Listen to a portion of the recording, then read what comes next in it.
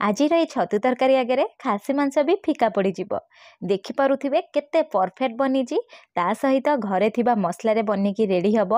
ଆପଣଙ୍କୁ ଏତେ ସ୍ୱାଦିଷ୍ଟ ଲାଗିବ ଯେ ଆପଣ ଗୋଟେ ଥାଳି ଜାଗାରେ 2 ଥାଳି ଭାତ ଖାଇବେ।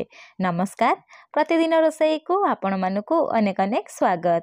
ଆପଣମାନଙ୍କୁ ଅନୁରୋଧ ରହିଲା, ଯଦି ଚ୍ୟାନେଲରେ ନୂଆ ଅଛନ୍ତି ପ୍ଲିଜ୍ ଚ୍ୟାନେଲକୁ ସବସ୍କ୍ରାଇବ୍ କରିନେବେ।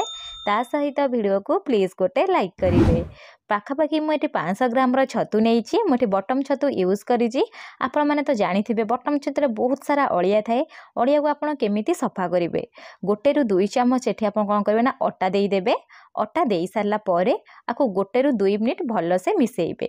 ଦେଖିପାରୁଥିବେ ପୁରା ରଗଡ଼ିକି ମିଶାଇବେ, ଯାହାଫଳରେ ତାର ଯେଉଁ ଉପରେ ଯେଉଁ ଅଳିଆ ଥାଏ ନା ଅଳିଆ ବାହାରିଯିବ।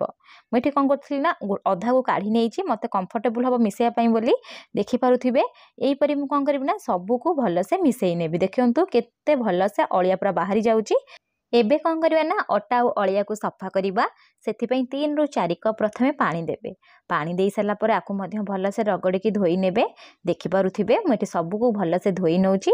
1ରୁ 2 ଥର ଧୋଇ ନେବେ। ଧୋଇ ନେଇ ସାରିଲା ପରେ ଏଠି ମୁଁ ପାଣିରେ ପକାଇକି ରଖିଛି। ଆପଣ ଯଦି ଚାହିଁବେ ଏପରି ମଧ୍ୟ କାଟିକିରି ବନେଇ ପାରିବେ, କିନ୍ତୁ ମୁଁ ଏଠି କ'ଣ କରିବି ନା ତା ଉପରେ ଯେଉଁ ସ୍କିନ୍ ଥାଏ ପତଳାର ତାକୁ ଟିକେ ଛଡ଼େଇ ନେବେ, ଯାହାଫଳରେ ଖାଇବା ପାଇଁ ଭଲ ଟେଷ୍ଟ ଆସିବ। ଆପଣ ଥରେ ଏମିତି ଛଡ଼େଇକି ଖାଆନ୍ତୁ। ଦେଖିପାରୁଥିବେ ଏଇପରି ମୁଁ କ'ଣ କରିବି ନା ସବୁକୁ ଛଡ଼େଇ ନେବି। ଜମା ତା ଉପରେ ହିଁ ଛଡ଼େଇବେ, ଜମା ତା ଡେମ୍ଫ ଛଡ଼େଇବେନି। ଏଠି ଏଇପରି ମୁଁ କ'ଣ କରିବି ନା ସବୁକୁ ଛଡ଼େଇକି ଗୋଟେ ପ୍ଲେଟ୍ରେ ରଖିନେବି।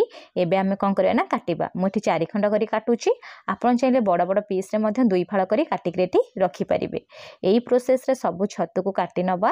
କାଟି ନେଇ ସାରିଲା ପରେ ଗୋଟେ ପ୍ଲେଟ୍ରେ ରଖିନେବା। ଆଉ ଛତୁକୁ ଧୋଇବେନି, ଯେହେତୁ ଆମେ ଆଗରୁ ଭଲସେ ସଫା କରି ନେଇଛେ। ଏବେ ଚାଲନ୍ତୁ ବନେଇବା। ସେଥିପାଇଁ ମୁଁ କ'ଣ କରୁଛି ନା ଗୋଟେ ଜାଗାରେ ଏମିତି 1ରୁ 2 ଚାମଚ ତେଲ ଦେଇଦେବେ। ଫ୍ଲେମ୍କୁ ହାଇ ରଖିବେ। ହାଇ ଫ୍ଲେମ୍ରେ କ'ଣ କରିବେ ନା ତେଲକୁ ପ୍ରଥମେ 1 ମିନିଟ୍ ଗରମ କରିବା ପାଇଁ ଦେବେ। ତେଲ ଯେତେବେଳେ ଗରମ ହେଇଯିବ ଛତୁକୁ ଯେଉଁ କାଟିକି ରଖିଥିଲେ ନା ଛତୁକୁ ଦେଇଦେବା। ଦେଖିବେ 2ରୁ 3 ମିନିଟ୍ ଭାଜି ସାରିଲା ପରେ ଛତୁ କ୍ୱାଣ୍ଟିଟିରେ ପୁରା କମ୍ ହେଇଯିବ। ହାଇ ଫ୍ଲେମ୍ରେ ହିଁ ଭାଜିବେ। ଏଠି ଆମେ ଛତୁକୁ ବେଶୀ ଭାଜିବାର ନାହିଁ, 50% ସିଝିବା ଯାଏ ହିଁ ଭାଜିବା। ଦେଖିପାରୁଥିବେ ଛତୁରୁ ପାଣି ପୁରା ମରିଗଲାଣି। ପାଣି ଯେତେବେଳେ ମରିଯିବ ନା ଛତୁକୁ ଆପଣ କ'ଣ କରିବେ ନା କାଢ଼ିକି ଗୋଟେ ପ୍ଲେଟ୍ରେ ରଖିନେବେ। ପଛରେ ମୁଁ ଆପଣଙ୍କୁ କହିବି କ'ଣ ପାଇଁ ଆମେ ଏଠି 50% ଯାଏ ଭାଜିଲେ। ଏବେ ଚାଲନ୍ତୁ ସେଇ ଜାଗାରେ 2ରୁ 3 ଚାମଚ ତେଲ ଦେଇଦେବା। ତେଲ ଯେତେବେଳେ ଗରମ ହେଇଯିବ କାଟିକିରି 2ଟି ମିଡ଼ିୟମ୍ ସାଇଜ୍ର ଆଳୁକୁ ଚୋପା ଛଡ଼େଇକି ମିଡ଼ିୟମ୍ ପିସ୍ରେ ଏଠି ରଖିଛି। ଆଳୁକୁ ମଧ୍ୟ ଦେଇଦେବା। ଆଳୁକୁ ଦେଇ ସାରିଲା ପରେ ସେମିତି 40ରୁ 50% ଯାଏ ଭାଜିବା। ଏଠି ଆପଣ ବେଶୀ ଭାଜିବେନି। ଦେଖିପାରୁଥିବେ ଆଳୁ ମଧ୍ୟ 40ରୁ 50% ଭାଜି ହେଇଗଲାଣି। ଆଳୁକୁ ମଧ୍ୟ ମୁଁ କାଢ଼ିକି ଗୋଟେ ପ୍ଲେଟ୍ରେ ରଖିନେବି। ଯେଉଁ ବଳକା ତେଲ ଅଛି ନା ଏବେ ଆମେ କ'ଣ କରିବା ନା ଗୋଟା ଗରମ ମସଲା ୟୁଜ୍ କରିବା। ମୁଁ ଏଠି ଗୋଟେ ତେଜପତ୍ର ଦେଇଦେଉଛି। ତା ସହିତ 2ରୁ 3ଟି ଏଠି ଡାଲଚିନି ଦେଇଦେବା। ଅଧା ଚାମଚ ଦେଇଦେବା ଜିରା। ତା ସହିତ ଏଠି ଆମେ ୟୁଜ୍ କରିବା 2ଟି ଶୁଖିଲା ଲଙ୍କା। ଯେହେତୁ ଆମେ ଶୁଖିଲା ଲଙ୍କା ଏଠି ୟୁଜ୍ କରିଛେ ନା ଫ୍ଲେମ୍କୁ ଲୋ ଟୁ ମିଡ଼ିୟମ୍ ହିଁ ରଖିବେ, ଜମା ବି ଏଠି ହାଇ କରିବେନି। ଲୋ ଟୁ ମିଡ଼ିୟମ୍ ଫ୍ଲେମ୍ରେ ପ୍ରଥମେ କ'ଣ କରିବା ନା 1 ମିନିଟ୍ ଭାଜି ନେବା। ଯଦି ହାଇ କରିବେ ଲଙ୍କା ଏଠି ଆମର ପୋଡ଼ିଯିବ ଆଉ ଗୋଟା ଗରମ ମସଲାର ସ୍ୱାଦ ଏତେ ଆସିବନି। ଦେଖିପାରୁଥିବେ ମୁଁ ଏଠି ବହୁତ ଭଲସେ ଭାଜି ନେଇଛି। ଭାଜି ନେଇ ସାରିଲା ପରେ ଗୋଟେ ମିଡ଼ିୟମ୍ ସାଇଜ୍ର ପିଆଜକୁ ପୁରା ଫାଇନଲି ଚପ୍ କରି ରଖିଥିଲି। ପିଆଜକୁ ଏଠି ଦେଇଦେବା। ପିଆଜକୁ ଦେଇ ସାରିଲା ପରେ 1 ମିନିଟ୍ ଲୋ ଟୁ ମିଡ଼ିୟମ୍ ଫ୍ଲେମ୍ରେ ପ୍ରଥମେ ଭାଜି ନେବା। ପିଆଜ ଯେତେବେଳେ ଟିକେ ଭାଜି ନେବେ ତାପରେ ସ୍ୱାଦ ହିସାବରେ ଏଠି ଲୁଣ ୟୁଜ୍ କରିବେ। ଯେତିକି ଆପଣ ତରକାରୀ ପାଇଁ ଲୁଣ ଦେବା ପାଇଁ ଚାହୁଁଥିବେ ଏଇ ଟାଇମ୍ରେ ହିଁ ଦେଇଦେବେ। ଯଦି ଆପଣ ପିଆଜ ଭାଜିଲା ବେଳେ ଲୁଣ ଦେଇ ଭାଜିବେ ତାହେଲେ ମସଲା ଆମର ଶୀଘ୍ର ସିଝି ଯାଇଥାଏ। ପିଆଜ ଯେଉଁ ଗୋଟା ଗୋଟା ହେଇ ରହିଥାଏ ଜମା ବି ରହିନଥାଏ। ଦେଖିପାରୁଥିବେ ମୁଁ ଏଠି ଦେଇ ସାରିଲା ପରେ ଜଷ୍ଟ 1ରୁ 2 ମିନିଟ୍ ପ୍ରଥମେ ଭାଜି ନେବି। ତାପରେ ଲାଇଟ୍ ବ୍ରାଉନ୍ କଲର୍ ହେବା ଯାଏ ଭାଜି ନେବା। ଯଦି ଆପଣ ଫ୍ଲେମ୍କୁ ଏଠି ହାଇ କରି ଭାଜିବେ ନା ପିଆଜ ତ ଉପରୁ ପୋଡ଼ିଯିବ, ଖାଇବା ପାଇଁ ପିତା ହିଁ ଲାଗିବ, ଏତେ ସ୍ୱାଦ ଆସିବନି। ଯେତେବେଳେ ପିଆଜର କଲର୍ ଏମିତି ଲାଇଟ୍ ବ୍ରାଉନ୍ କଲର୍ ହେଇଯିବ ଆପଣ ଏଠି କ'ଣ କରିବେ ନା 1ରୁ 2 ଚାମଚ ଅଦା ରସୁଣ କଞ୍ଚା ଲଙ୍କାର ପେଷ୍ଟ ଦେଇଦେବେ। ମୁଁ ଏଠି 2 ଚାମଚ ମଧ୍ୟ ପାଣି ଭଲସେ ଦେଇଥିଲି ମିଶାଇକି ଦେଇଦେଉଛି। ତାପରେ ଏଠି ଆମେ କ'ଣ କରିବା ନା ଫ୍ଲେମ୍କୁ ମିଡ଼ିୟମ୍ ରଖିବା। ମିଡ଼ିୟମ୍ ଫ୍ଲେମ୍ରେ ପ୍ରଥମେ 1ରୁ 2 ମିନିଟ୍ ଏଠି ଭଲସେ କଷି ନେବା। କଷି ନେଇ ସାରିଲା ପରେ 1ରୁ 2 ମିନିଟ୍ ପ୍ରଥମେ ମୁଁ ଛାଡ଼ି ଦେଇଥିଲି। ତାପରେ ଆଉ ଥରେ ଟିକେ କଷି ନେବି। ଦେଖିପାରୁଥିବେ ମସଲା ପୁରାପୁରି ପରଫେକ୍ଟ ହେଇଗଲାଣି ଆଉ କଲର୍ ଦେଖନ୍ତୁ ପୁରା ଚେଞ୍ଜ ହେଇଗଲାଣି। ଏବେ ଆମେ କ'ଣ କରିବା ନା 2ଟି ମିଡ଼ିୟମ୍ ସାଇଜ୍ର ଟମାଟୋକୁ ମଧ୍ୟ କାଟିକି ଏଠି ଦେଇଦେବା। ଟମାଟୋ ଦେଇ ସାରିଲା ପରେ ଜଷ୍ଟ 1ରୁ 2 ମିନିଟ୍ ଟମାଟୋକୁ ମଧ୍ୟ ଏଠି ଆମେ କ'ଣ କରିବା ନା ଭାଜି ନେବା। ଆପଣ ଚାହିଁଲେ ଏଠି ଟମାଟୋ ପେଷ୍ଟ ମଧ୍ୟ ୟୁଜ୍ କରିପାରିବେ। ଟମାଟୋ ଦେଇ ସାରିଲା ପରେ ଜଷ୍ଟ गोटे रु 2 मिनिट प्रथमे भाजी नवा।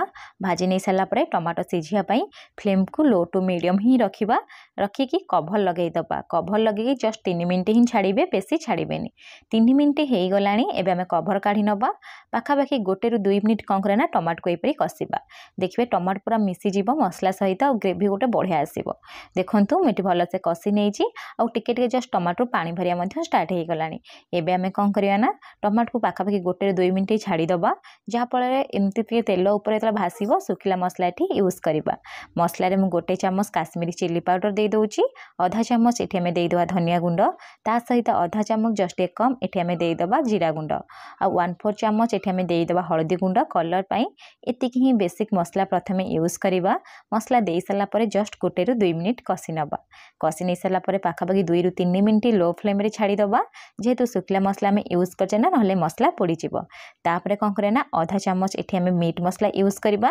मुझे मीट मसला देती आप चाहिए चिकेन मसला यूज करेंगे ना किचन किंग मसला यूज करेंगे। मसला दे सारापर जस्ट गोटे रु 2 मिनिट प्रथम कषि ने।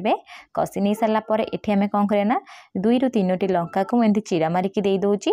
कंचा लंका ये यूज करेंगे। देखिए टेस्ट भल आसो। आपको अधिका राग पसंद आप 2 रु 3टी अधिका नहीं पारे। जदि कम राग पसंद आपड़ ये कंचा लंका को स्किप करेंगे ना आम शुखिला लंका को स्किप करेंगे। कंचा लंका दे सारापर जस्ट गोटे रु 2 मिनिट कषि ने। कषि नहीं सारापर ये आम कौन करना भाजिकी रखी छतु आउ आलू को ये देदबा। छतु आउ आलू को दे सारापर जस्ट गोटे रु 2 मिनिट प्रथम कौन करना कषि ने और मसला सहित कषि सारापर पाखापाखि लो फ्लेम 3 रु 4 मिनिट यहीपरी ही छाड़ीदेवे। जब मसला भलसे छतु आलू सहित मिसीज 3 रु 4 मिनिट हो गला आपड़ कौन करना आउ थे टे भलसे मिसई ने। देखिपे मुझे छतु आलू को मसला सहित परफेक्ट भाव में मिसई नहीं। तापर ये आम कौन करना पानी यूज करवा। आपड़ जी ग्रेवी चाहूथे से हिसाब से पानी देवे। जेहेतु आम ये बटम छतु तरकारी बनाऊे ना बटम छतु सिझापी टे अधिका समय लगी थाए। आम प्रथम बटम छतु 50% ये भाजी नहींचे से कम समय ये लगे। अल्प टिके पानी दबा। मुझे पाखापाखि 2 कप पानी दे दूची। पानी दे सारापर आपको आम कौन करना प्रथम टिके मिसई नवा। मिसई सारापर फ्लेम को ये मीडियम टू हाई रखिए।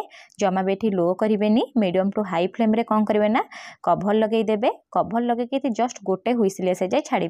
बेसी छाड़बेनि ना अधिका समय जाए छतु सिझीज खाइपाई टेस्ट आसबनी। एवं आम देखिपे गोटे हुइसिल आसी सारा। मुझे प्रेसर कुकर भलसे ठंडा कर नहीं। तापर ये आम कौन करना कभर काढ़ीदबा। काढ़ी सारापर देखिए तरकार कलर देखो पूरा परफेक्ट आसी। बेसी भी तेल मसला नहीं पूरा होटेल परी बनिके ये रेडी होती।